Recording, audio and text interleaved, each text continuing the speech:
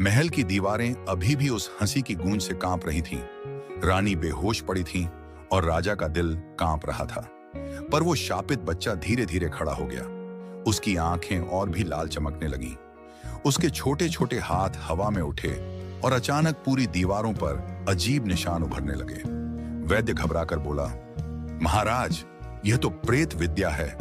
अगर इसे न रोका गया तो पूरा राज्य राख हो जाएगा। राजा ने तलवार उठाई, लेकिन उसकी नजर जैसे बच्चे की आंखों में कैद हो गई। उसके कदम भारी हो गए और हाथ कांपने लगे।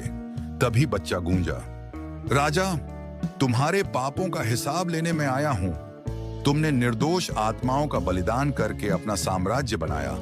अब वही आत्माएं मेरे साथ हैं। अचानक पूरा महल अंधेरे में डूब गया। टूटे हुए झरोखों से काली हवाएं भीतर घुस आईं।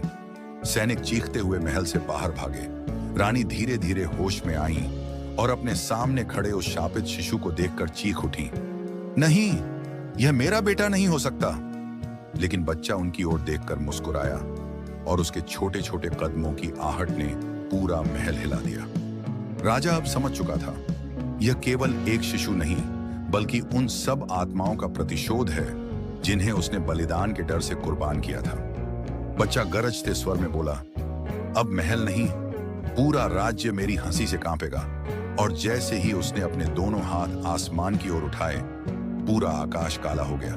बिजलियां चमकने लगी, राज्य की नदियां उफान मारने लगी। गांवों में लोग चिल्लाते हुए भागने लगे। राजा के घुटने कांपते हुए जमीन पर टिक गए। उसकी तलवार दूर जा गिरी और उस शापित बच्चे की परछाई अब पूरे महल पर नहीं, पूरे राज्य पर फैल चुकी थी। आगे क्या होगा? क्या कोई साधु इस शापित संतान को रोक पाएगा, या फिर पूरा साम्राज्य विनाश की भेंट चढ़ जाएगा? जानने के लिए बने रहिए अगले भाग में। चैनल को सब्सक्राइब करने ना भूले मेरे दोस्त, और कमेंट में लिखें नेक्स्ट पार्ट चाहिए।